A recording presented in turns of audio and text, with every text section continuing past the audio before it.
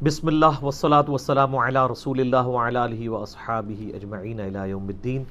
الحمدللہ آج 28 جولائی 2019 کو سنڈے کے دن علمی و تحقیقی مجلس نمبر 74 میں ہم بقیہ کے سوالات کا سلسلہ شروع کرتے ہیں۔ جی شعیب بھائی۔ جی علمی کوشچن ہے، آج کل بریلوی علماء میں نبی صلی اللہ علیہ وآلہ وسلم کو نبوت ملنے کی عمر سے متعلق خوب مناظرانہ فضا ہے، تو ایک عام مسلمان کو کیا عقیدہ رکھنا چاہیے اس بارے میں؟ میرے بھائی، عام مسلمان کو وہی عقیدہ رکھنا چاہیے جو کتاب اللہ میں اور سنت کے اندر آیا ہے، فرقوں کو چھوڑ دیا جائے۔ اور میں اس طرح کی مناظرانہ بحثوں سے بڑا خوش ہوں کہ کم از کم ایک مکتب فکر کے اندر اس حوالے سے ذرا ایک آواز تو بلند ہونا شروع ہوئی ہے۔ اور آپ دیکھ لیں کہ مولانا سعید اسد صاحب جو ان کے سمجھ لیں ورلڈ کپ ونر رہے ہیں، کتنے ورلڈ کپ انہوں نے جتائے ہیں بریلویوں کو، یعنی دیوبندیوں اور اہل حدیث کے خلاف کتنے مناظرے۔ ہم جب لوگ سکول لائف میں تھے تو میں اس وقت سے بچپن سے ان کی تقریر سن رہا ہوں، اس وقت تو ان کی داڑھی کالی تھی۔ جو بڑھاپے کی طرف گئے ہیں تو ان کو کئی چیزیں سمجھ آنا شروع ہوئی ہیں۔ کبھی کبھار میری فون پہ گپ شپ بھی ہو جاتی ہے ان سے، ویڈیوز دیکھتے ہیں، دعائیں بھی بڑی دیتے ہیں، پسند بھی کرتے ہیں۔ گستاخانہ عبارتوں کے حوالے سے وہ مانتے ہیں کہ آپ جو چیزیں ہائی لائٹ کر رہے ہیں واقعی گستاخانہ ہے۔ اب اس ایک مسئلے میں انہوں نے مین سٹریم جو بریلوی مکتب فکر کو ان کے علماء نے ایک کہانی کرا کے ایک جذباتی ڈاکٹرائن دے کے ایک عقیدہ بتایا تھا جو کتاب و سنت میں فٹ ان کسی صورت نہیں بیٹھتا تھا۔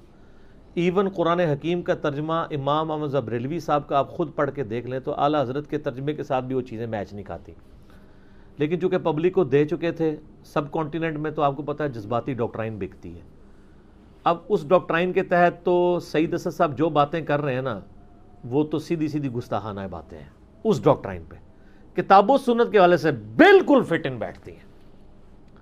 اور یہی مسئلہ ہوا تھا اشرف سیالوی صاحب کے ساتھ، وہ بھی بریلویوں کے مناظر تھے۔ آپ کو پتہ ہے حق نواز جھنگوی کو انہوں نے مناظرہ ہرایا تھا اور ریٹن میں اس نے اپنی شکست تسلیم کی تھی، ورنہ یہ حق نواز جھنگوی صاحب نے جو ایک اینٹی اسٹیٹ ایک جماعت لانچ کی تھی نا اسلحے کی بنیاد پہ شیعہ کے خلاف، یہ بیسیکلی بریلویوں کے خلاف لانچ ہوئی تھی، لیکن بریلویوں نے ادھر ان کو دبوچ دیا، گستاخانہ عبارتوں میں مناظرہ ہوا۔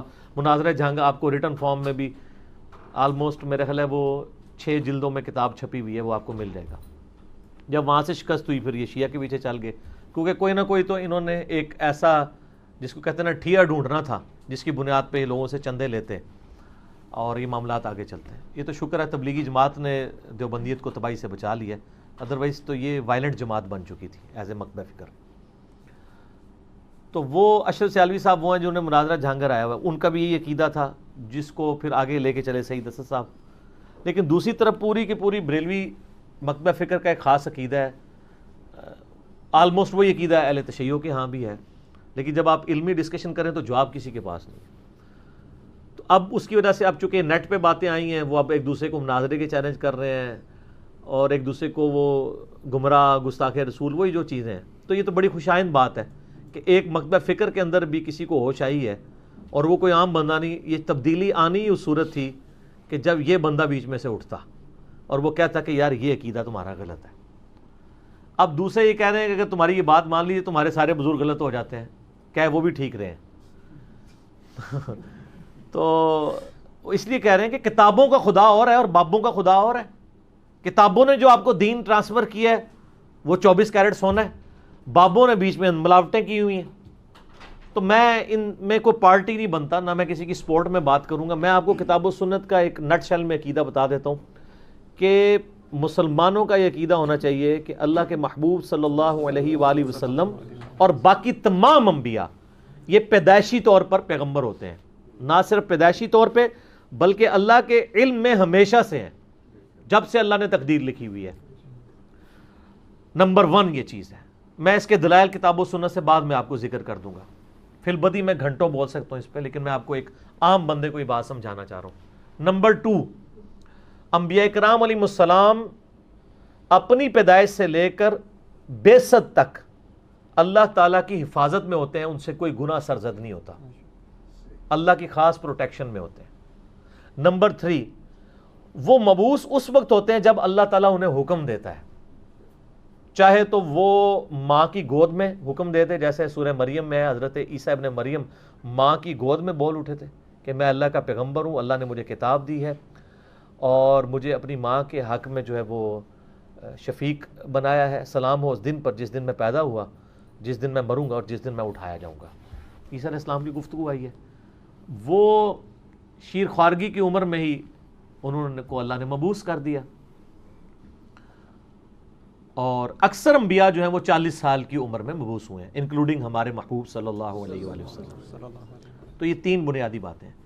چوتھی بات یہ ہے کہ انبیاء کرام علیہ السلام جب تک مبعوث نہیں ہوتے، اگرچہ وہ اللہ کی حفاظت میں ہوتے ہیں، لیکن انہیں خود یہ بات نہیں پتا ہوتی کہ وہ اللہ کے پیغمبر ہیں۔ یہ ہے اصل بات جس کے اوپر جھگڑا ہے۔ سعید اسد صاحب اللہ کا شکر ہے اس بات کو مان گئے ہیں۔ اب دوسروں نے تو جذباتی ڈاکٹرائن دی ہوئی تھی، انہوں نے کہا نہیں نہیں یہ تو گستاخی ہو جائے گی۔ گستاخی کب سے ہوگی؟ جب اینڈ رزلٹ سیم ہے، دونوں کہہ رہے ہیں کہ پروفٹ محفوظ ہے، اور پھر اوپر یہ ساری کی ساری کہانی انہوں نے اہل حدیث کے کھاتے میں ڈال دی ہے۔ جی وہ اہل حدیث تو مانتے ہی کوئی نہیں ہے، وہ تو کہتے ہیں پیغمبر تو 40 سال کے بعد پیغمبر بنا ہے، پہلے تو وہ پیغمبر ہے ہی نہیں تھا۔ یہ کس اہل حدیث کا عقیدہ ہے؟ کیوں جھوٹ بولتے ہیں؟ وہ وہی بات کرتے ہیں جو آج آپ کے سعید اسد صاحب کر رہے ہیں۔ دنیا میں کسی مسلمان کا یہ عقیدہ نہیں ہے کہ پیغمبر پیدائشی طور پہ پیغمبر جو ہے وہ نہیں ہوتا، سب کا عقیدہ ہے۔ جھگڑا یہی ہے کہ پیغمبر کو جب اللہ تعالیٰ مبعوث کرتا ہے، یعنی اٹھاتا ہے کہ وہ دعوت و تبلیغ کا کام کرے، اس وقت اس کو یہ پتہ چلتا ہے کہ وہ اللہ کا پیغمبر ہے، ادروائز اس کے لیے لائف گزارنی بڑی مشکل ہو جائے۔ بخاری مسلم میں کتنی احادیث ہیں کہ نبی علیہ السلام سے وہی تھوڑی سی دیر کے لیے منقطع ہوتی تھی تو آپ کے لیے وقت گزارنا مشکل ہو جاتا تھا، وہی کی چاشنی تھی نا ایک۔ تو وہ جو صورت نازل ہوئی ہے وَالضُّحَىٰ وَاللَّيْلِ إِذَا سَجَىٰ مَا وَدَّعَكَ رَبُّكَ وَمَا قَلَىٰ، نہ نبی آپ سے آپ کا رب ناراض ہوا ہے نہ آپ کو چھوڑا ہے۔ وَلَلْآخِرَةُ خَيْرٌ لَكَ مِنَ الْأُولَىٰ، آپ کا ہر آنے والا لمحہ گزرے ہوئے سے بہتر ہے۔ یہ تسلیاں اس لیے ہوتی تھی۔ تو 40 سال کے لیے ایک نبی کو وہی کا انتظار کرنا پڑے، اس سے تو 40 گھنٹے نہیں گزرتے، تو یہ تو نبی کو تکلیف میں ڈالنے والی بات ہے، یہ گستاخانہ عقیدہ ہو جائے گا۔ تو اللہ کی حفاظت میں ہوتے ہیں۔ البتہ یہ چیز ضرور ہے کہ جب نبیوں کی بعثت کا وقت قریب آتا ہے تو اللہ تعالیٰ پھر ان کے ساتھ ایکسٹرا آرڈنری ایکسپیرینس ان کی ذات کے ساتھ کروانا شروع کر دیتا ہے۔ جیسا کہ صحیح مسلم میں حدیث ہے کہ آپ صلی اللہ علیہ وآلہ وسلم نے فرمایا کہ میں اس پتھر کو بھی پہچانتا ہوں جو بعثت سے پہلے مجھے سلام کیا کرتا تھا۔ تو ظاہر ہے یہ ایکسپیرینس سے آپ گزر رہے تھے، ایک ایکسٹرا آرڈنری ایکسپیرینس۔ اس کے علاوہ نبی صلی اللہ علیہ وآلہ وسلم کی جب 12 سال عمر تھی تو بخاری مسلم میں آتا ہے کہ نبی علیہ السلام کا سینہ چاک کر کے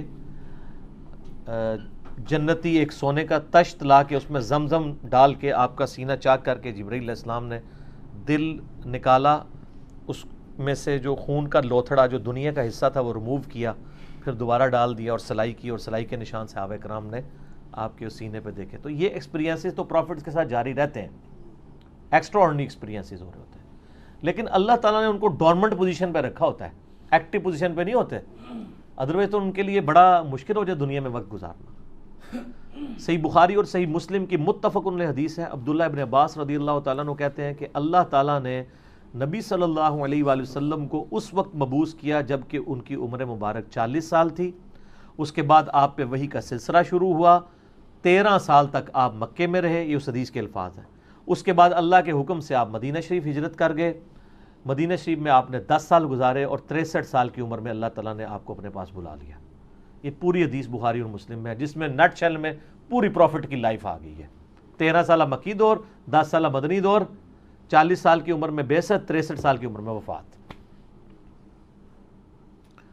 بعض روایتیں بخاری مسلم میں 60 اور 65 سال کی بھی ملتی ہیں، وہ راؤنڈ آف کر کے ہے، کیونکہ 63 کو آپ دونوں طرف راؤنڈ آف کر سکتے ہیں۔ اگر کسی کی 63 سال عمر ہے تو آپ اس کو 60 بھی کہہ سکتے ہیں، آلموسٹ 60 سال ہی بنتی ہے۔ دوسری طرف راؤنڈ آف کریں گے تو 65 بنے گی، کیونکہ کمپلیٹ ڈیجٹ یا تو 65 ہے یا 60 ہے ہماری عام لٹریچر کی لینگویج میں۔ اور امام بخاری نے باقاعدہ اس کو ڈسکس کیا ہے کہ اصل میں عمر وہ 63 ہی تھی، اور راوی نے موٹی سی کر کے کسی نے 60 بیان کر دی، کسی نے 65، ایگزیکٹلی وہ 63 ہے۔ اور یہ بھی 63 قمری اعتبار سے ہے، ہمارے جو سولر سسٹم ہے، جو سولر کیلنڈر ہے، اس کے اعتبار سے یہ 62.5 یہ 61.5 سال آلموسٹ بنتی ہے، ٹھیک ہے، 61 کے قریب۔ تو اس حدیث میں موجود ہے یہ تو میں نے آپ کو نٹ شل میں عقیدہ اور اس کی وہ ساری کرالریز بتا دی. اب میں آپ کو قرآن حکیم سے درجنوں آیات پیش کر سکتا ہوں، لیکن اس میں جو ذروہ سنام ہے، ایپیکس ہے، قرآن میں ایک موقع ایسا ہے جو سارے عقیدوں کو کلیئر کرے گا، اور یہ آیات بالکل کلیئر بتا دیں گی کہ ایک مسلمان کا عقیدہ نبی علیہ السلام کی نبوت کے بارے میں کیا ہونا چاہیے. اور میں آپ کو یہاں پہ ایک مزے کی بات بتاتا ہوں. 2008-9 کی بات ہے، جب میں نیا گمراہ ہوا تھا. تو یعنی جب میں نے یہ عقیدہ بنایا کہ نہ میں وہابی، نہ میں بابی، میں ہوں مسلم علمی کتابی، نہ ہم سو کالڈ وہابی ہیں، نہ ہم بابوں کا دفاع کرنے والے بابی ہیں، ہم علمی کتابی مسلم ہیں. تو ہمارے جیلم شہر میں ایک بہت بڑے ڈاکٹر صاحب ہیں جو کٹر بریلوی تھے، جو ہمارے اس وقت کے زمانے بریلویت کے بڑے فین تھے. جب میں یعنی ظاہر ہے میرا تو پورا بلٹ اپ 31 سال تک بریلویت میں ہوا. تو وہ مجھے ملنے کے لیے گھر آئے، میرے والد صاحب کے دوست بھی، پیر بھائی بھی. تو وہ جاتے جاتے انہوں نے ایک چٹکلا چھوڑا. مجھے کہتے ہیں اچھا جی مجھے بتاؤ کہ نبی علیہ السلام کب نبی بنے تھے.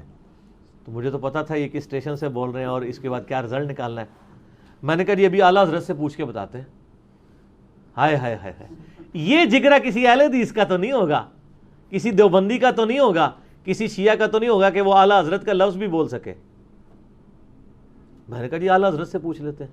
میں نے کنز الایمان شریف امام رضا بریلوی صاحب کا ترجمہ اٹھایا اور میں نے کہا آپ میرے ساتھ بیٹھ جائیں، میں آپ کو قرآن پاک کی آیات پڑھ کے بتاتا ہوں. اگرچہ میں اس کا ترجمہ کر سکتا ہوں لیکن میں آپ کو امام رضا بریلوی صاحب کا ترجمہ پڑھ کے بتاتا ہوں. یہ سورہ ہے الشورى. الشورى کا مطلب ہے مشورہ. پارہ نمبر 25 کے اندر ہے وَأَمْرُهُمْ شُورَى بَيْنَهُمْ، جو آیت آئی ہے کہ مسلمانوں کے آپس کے معاملات مشورے سے طے ہوتے ہیں. سورہ الشورى پارہ نمبر 25 کی آخری آیات ہیں جہاں پہ سورہ الشورى کنکلوڈ ہو رہی ہے. وہ میں نے کہا یہ پڑھیں آپ. اعوذ باللہ من الشیطان الرجیم، بسم اللہ الرحمن الرحیم. اللہ تعالیٰ نے فرمایا وَمَا كَانَ لِبَشَرٍ أَن يُكَلِّمَهُ اللَّهُ، آیت نمبر 51 سے لے کے اینڈ تک یعنی 53 تک. کسی انسان کی یہ شان نہیں ہے کہ اللہ ڈائریکٹ اس سے کلام کرے، الا، ہاں مگر، وحین، اللہ اس کو وحی کرے گا، او من وراء حجاب، یا پردے میں اس سے گفتگو کرے گا. جیسے نبی علیہ السلام سے اللہ تعالیٰ نے شب معراج کی، ڈائریکٹ گفتگو کی لیکن پردے میں تھی. او یرسل رسولا، یا اس کی طرف کوئی رسول بھیج دے، جبرائیل علیہ السلام جیسے کہ آیا کرتے تھے پیغمبروں کی طرف. فیوحی بإذنہ ما یشاء، پھر وہ رسول اس کو اذن، اللہ کے اذن کے ساتھ جو وحی کرنی ہے وہ اللہ کا پیغام پہنچا دے. انہ علی حکیم، بے شک اللہ تو بہت بلند ہے اور حکمت والا ہے. بہت بلند ہے، اس کی شان ہی بہت بلند ہے، اور اس کی حکمت کا تقاضا ہے کہ وہ انسانوں میں سے پیغمبر چوز کرتا ہے. لیکن یہ اس کی حکمت ہے کہ ڈائریکٹ نہیں، ان کے ساتھ اس موڈ میں وحی کے 3 موڈ ڈسکس ہوئے ہیں. نمبر 1 خفیہ بات دل میں ڈال دی جائے، نمبر 2 پردے میں گفتگو کی جائے، نمبر 3 کسی فرشتے کے ذریعے. وَكَذَلِكَ، اور بالکل اسی طریقے سے، اوحینا الیک، اے نبی ہم نے آپ کی طرف بھی وحی کی ہے، روحا من امرنا، جو خاص روح ہے ہماری طرف سے وحی.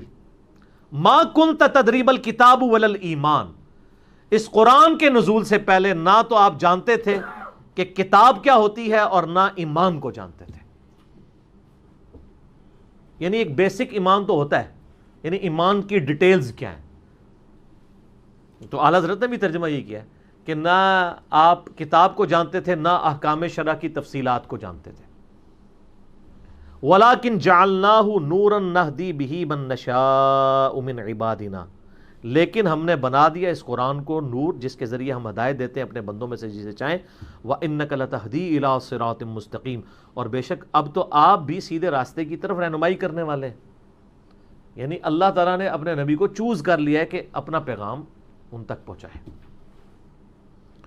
صراط اللہ الذی لہ ما فی السماوات وما فی الارض، راستہ اس اللہ کا کہ زمین و آسمان کی بادشاہت جس کے قبضے میں ہے. الا الی اللہ تصیر الامور، آگاہ ہو جاؤ، سارے معاملات کو پلٹ کے اللہ ہی کی طرف جانا ہے. سر اس میں بالکل کلیئر کٹ آ گیا کہ نبی علیہ السلام کو اللہ تعالیٰ نے قرآن کے ذریعے جو ہے وہ ہدایت کاملہ تک پہنچایا. ڈیٹم لیول کی ہدایت تو ہے تھی لیکن کامل ہدایت. وَوَجَدَكَ ضَالًّا فَهَدَىٰ، اے نبی ہم نے آپ کو اپنی محبت میں خود رفتہ پایا تو آپ کو ہدایت کی اعلیٰ ترین منزل کے اوپر فائز کر دیا. بیسک ہدایت تو تھی یہ دوال کا ترجمہ جو بعض لوگوں نے کیا نا کہ گمراہ پایا نعوذ باللہ یا استغفر اللہ، یہ بالکل غلط ترجمہ ہے۔ قرآن میں واضح ہے ما ضل صاحبکم وما غوا، تمہارے نبی نہ کبھی بہکے ہیں نہ کبھی بہرا چلے ہیں۔ وما ینطق عن الہوا، وہ اپنی خواہش نفس سے کچھ نہیں کہتے۔ ان ہوا الا وحی یوحا، وہ تو وہی کہتے ہیں جو اللہ ان کو وحی کرتا ہے۔ یہاں ضال کا مطلب محبت میں خود رفتہ ہونا ہے، جیسا کہ حضرت یعقوب علیہ السلام کے لیے ان کے بیٹوں نے کہا تھا نا ان ابانا لفی ضلال مبین، ہمارے ابا تو یوسف کی محبت میں ڈوب گئے ہیں۔ وہ یہ تو نہیں کہہ رہے تھے کہ ہمارا ابا گمراہ ہو گیا ہے، اسی ابے کی محبت میں تو تھے اور اس ابے کو پیغمبر بھی مانتے تھے وہ، تو کوئی شخص اب پیغمبر باپ کو گمراہ تو نہیں کہے گا۔ وہاں ضال کا مطلب محبت میں ڈوب جانا۔ لہذا اس لحاظ سے میں اعلیٰ حضرت کے ترجمے کو صحیح سمجھتا ہوں۔ جہاں کئی معاملات میں انہوں نے غلط ترجمہ کیا، یہاں پہ ان کا ترجمہ ٹھیک ہے۔ تو نبی علیہ السلام کو کامل ہدایت تک اللہ تعالیٰ نے پہنچایا، تو یہ بالکل واضح ہے۔ اب آپ اسی کانٹیکسٹ میں ذرا بخاری و مسلم کی وہ درجنوں احادیث نکالیں۔ میں نے ان ڈاکٹر صاحب کو بھی کہا، اس کے بعد وہ خاموش ہو گئے جب یہ انہوں نے پڑھا نا، تو کہتے نہیں ٹھیک ہے ٹھیک ہے۔ اب یہ نہیں مجھے پتا انہوں نے اپنا عقیدہ صحیح کیا ہے کہ نہیں، لیکن وہ میں نے کہا جی اب میں آپ سے معصومانہ سوال کرتا ہوں کہ جو بخاری و مسلم میں کتنی احادیث ہیں اس کو سپورٹیو، جس میں ایک مشہور حدیث ہے کہ جب نبی صلی اللہ علیہ وآلہ وسلم پہ پہلی وحی نازل ہوئی تھی، اما عائشہ کہتی ہیں جب آپ علیہ السلام کی عمر کا 40واں سال آیا تو آپ کا دل دنیا سے اچاٹ ہو گیا۔ پہلے آپ بڑی ڈائنامک لائف گزار رہے تھے، مکے کے ایک کامیاب تاجر تھے کیونکہ ایک امیر ترین عورت کے ساتھ شادی ہو چکی تھی، آپ لوگوں کی آنکھوں کے تارے تھے، صادق اور امین تھے، بڑی آپ ڈائنامک لائف گزار رہے تھے۔ اچانک آپ کا دل دنیا سے اچاٹ ہوا 40ویں سال میں، اور سیدہ خدیجہ آپ کو کھانا باندھ کے دیتی تھی، تو کئی دن کے لیے آپ غار حرا میں جاتے تھے۔ تو لوگ بڑے پریشان ہو گئے کہ یار مطلب بیٹھے بٹھائے ایک ایکسٹروورٹ بندہ انٹروورٹ ہو گیا، کیا ہو گیا اس کو؟ اور وہاں پہ نبی رسول فرماتے ہیں مجھ پہ پہلی دفعہ فرشتہ سامنے ظاہر ہوا انسانی شکل میں، تو اس نے کہا اقرا، پڑھ۔ تو میں نے کہا ما انا بقاری، میں تو پڑھا ہوا نہیں ہوں۔ 3 دفعہ ایسا ہوا، پھر اس نے نبی اسلام کو جو ہے وہ معانقہ کیا اور زور سے دبایا، تو پھر وہ پہلی آیات 5 نازل ہوئی سورۃ العلق کی، اقرأ بسم ربک الذی خلق، خلق الانسان من علق۔ تو پھر اس کے بعد کیا ہوا کہ نبی علیہ السلام کہتے ہیں میرے دل کی دھڑکن تیز ہو گئی، میں جلدی سے گھر واپس آیا اور سیدہ خدیجہ سلام اللہ علیہا کو کہا کہ مجھے کمبل اڑا دو، اور کیونکہ ظاہر ہے ورنہ تو وہ سیدھا یہ کرتے کہ وہ باہر سے کوئی مطلب شیرنی لے کے گھر جاتے، کیا میری بیگم 40 سال سے جس کی میں تلاش میں تھا وہ وقت آ گیا۔ ظاہر ہے نبی علیہ السلام کا وہ فرسٹ ایکسپیرینس ہوا تھا اس حوالے سے کہ آپ کے اوپر ذمہ داری ڈالی گئی۔ اچھا آپ پیدائشی پیغمبر تھے، اللہ کی حفاظت میں تھے، لیکن یہاں پہ یہ والا معاملہ ہوا۔ اب بلکہ آپ سورہ یونس پڑھ کے دیکھیں نا، تو میں یہاں پہ ضمناً وہ پیش کر دوں آیات، چونکہ یہیں پہ ان کا مزہ آئے گا۔ سورہ یونس، سر قرآن پڑھو تو پھر پتہ چلے نا کہ کتابوں کا خدا اور ہے اور بابوں کا خدا اور، دین تو کتابوں میں ہے، بابوں میں نہیں ہے۔ تو اور جو بابے کتابوں کے ہی نہ مانے وہ بابے کہاں کے ہیں؟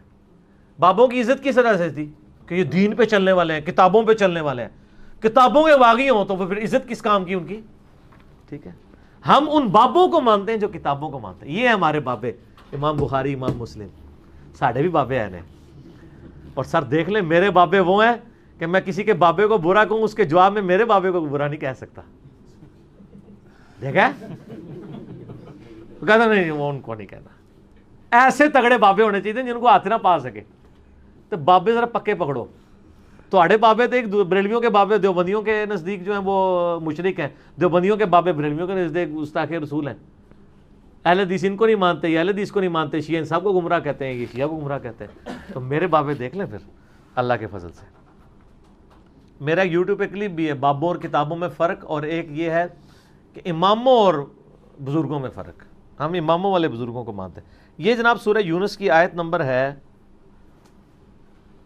15۔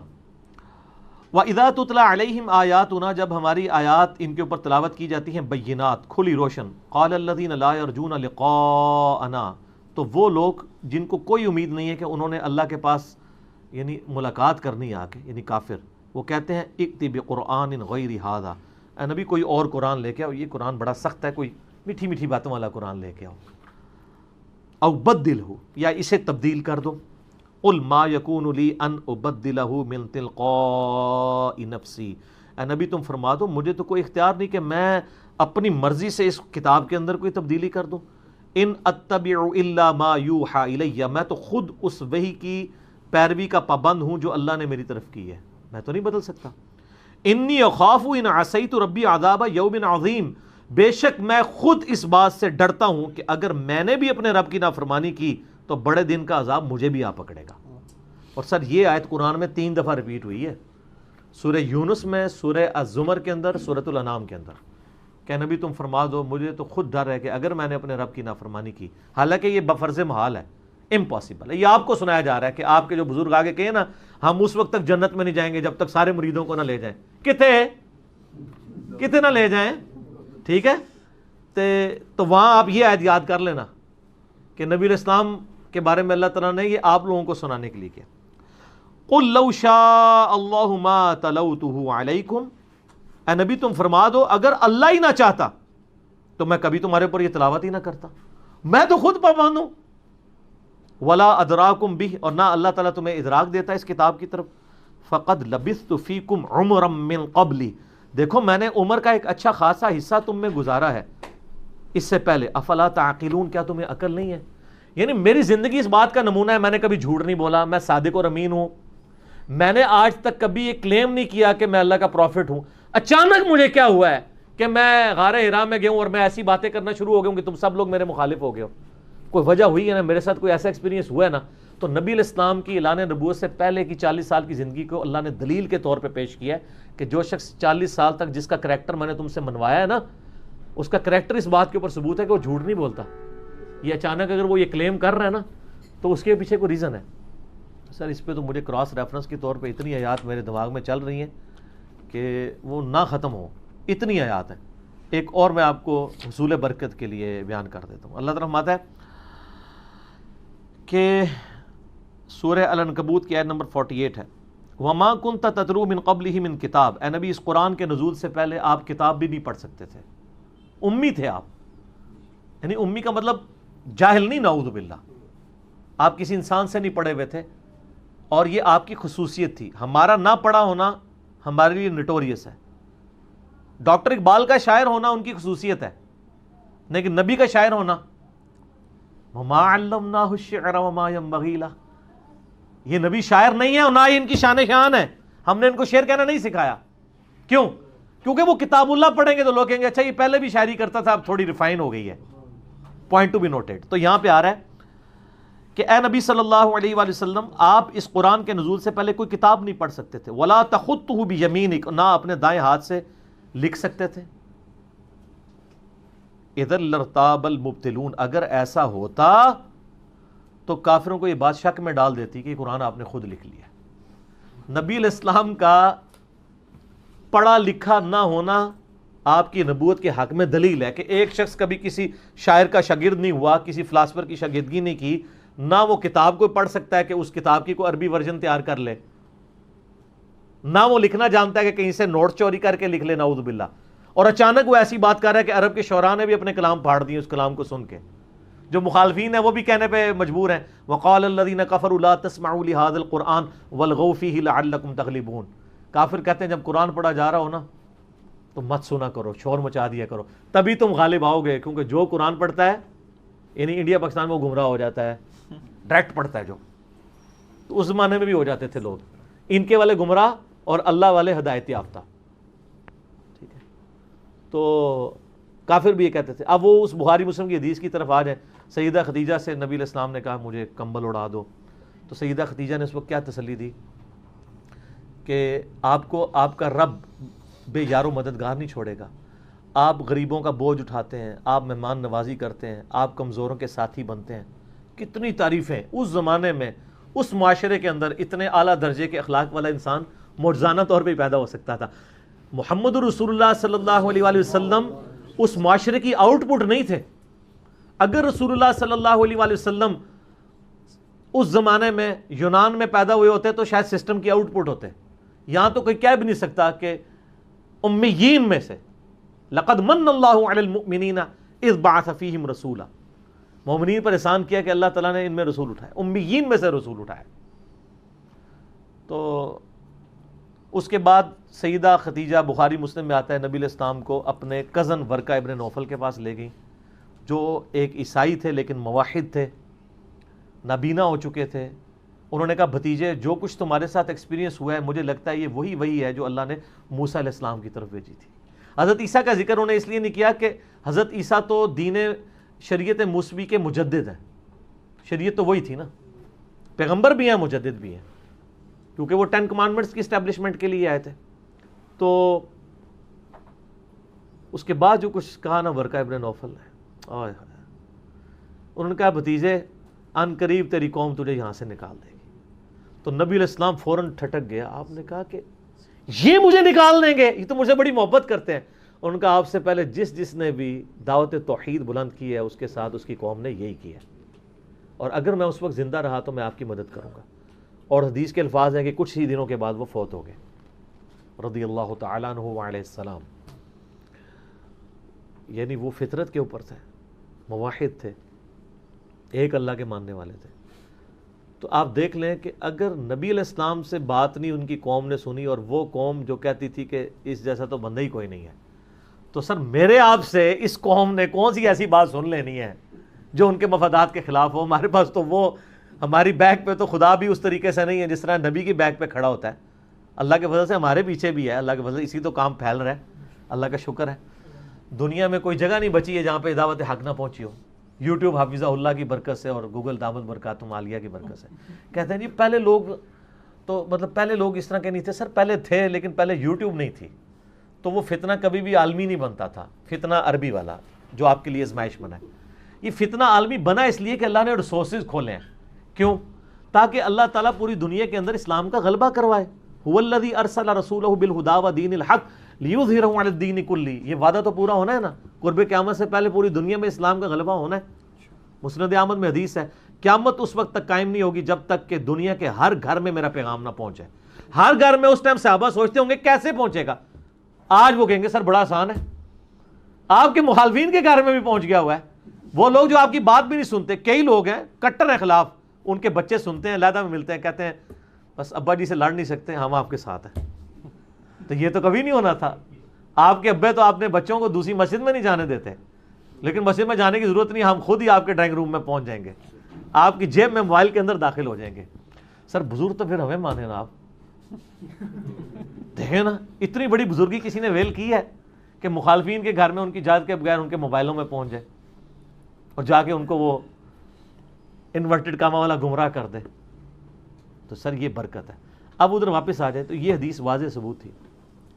البتہ پوٹینشلی پیغمبر ہی ہوتا ہے ہمیشہ سے. اس کو سپورٹیو وہ جامع ترمذی کی حدیث ہے کہ نبی علیہ السلام سے پوچھا گیا آپ پہ نبوت کب واجب ہوئی، حضرت ابو ہریرہ نے. تو نبی صلی اللہ علیہ وآلہ وسلم فرمایا کہ میں اس وقت بھی نبی تھا جب آدم علیہ السلام اپنے روح اور جسم کے درمیان تھے، یعنی ابھی حضرت آدم کی تخلیق نہیں ہوئی تھی، میں اس وقت بھی پیغمبر تھا.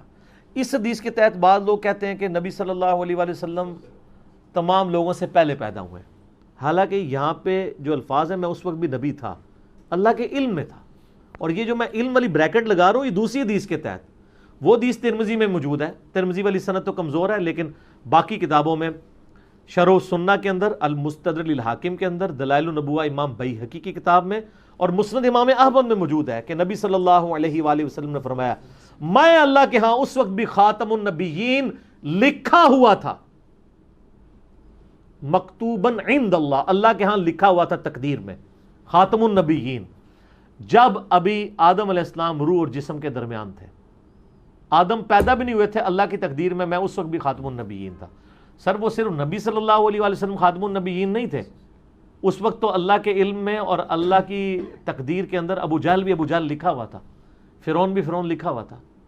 اور پھر آپ صلی اللہ علیہ وآلہ وسلم نے فرمایا میں تمہیں اپنے بارے میں بتاتا ہوں، میں ابراہیم کی دعا ہوں، میں عیسیٰ کی بشارت ہوں، اور میں اپنی ماں کا وہ خواب ہوں جو انہوں نے میری پیدائش کے وقت دیکھا کہ ان کے لیے ایک ایسا نور ظاہر ہوا جس سے شام کے محلات بھی روشن ہو گئے. یعنی آپ کی والدہ کو یہ دکھایا گیا تھا کہ آپ سے جو بچہ پیدا ہوگا اس کی حکومت بالآخر رومن امپائر کے اوپر بھی حاوی ہو جائے گی، جو دنیا کی سب سے بڑی سپر پاور تھی.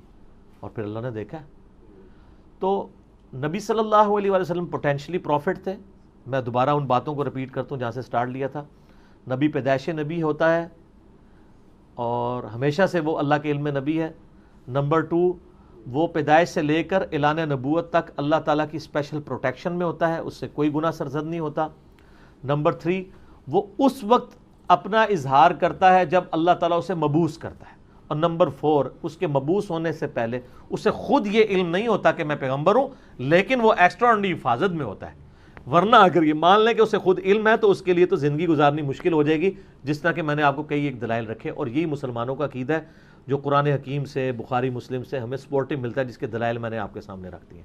تو انشاءاللہ تعالیٰ میرا خیال ہے جب یہ عوام الناس کے سامنے بات آئے گی تو میں بریلوی مکتب فکر کے لوگوں سے بھی، اہل تشیع سے بھی، دیوبند سے بھی، اہل حدیث سے بھی کہوں گا کہ خدا کے لیے آپ کا دل جس کے ترجمے پہ ٹھکتا ہے نا، اسی کے ترجمے سے یہ آیات پڑھ لیجئے گا جو میں نے آپ کو یہاں پہ کراس ریفرنس کے طور پہ بیان کی ہیں. اور آپ نے پھر خود ہی ڈیسیژن کرنا ہے کہ اس سے وہ رزلٹ نکلتا ہے جو آپ کے علماء آپ کو کروا رہے ہیں، یا وہ رزلٹ نکلتا ہے جو میں نے آپ کے سامنے رکھا ہے. اگر آپ نے ماننا ہے تو ٹھیک ہے، نہیں ماننا تو آپ اپنے ساتھ خود برائی والا معاملہ کریں گے. ہمارا تو کام ہے وما علینا الا البلاغ، دیٹس آل. ٹھیک ہو.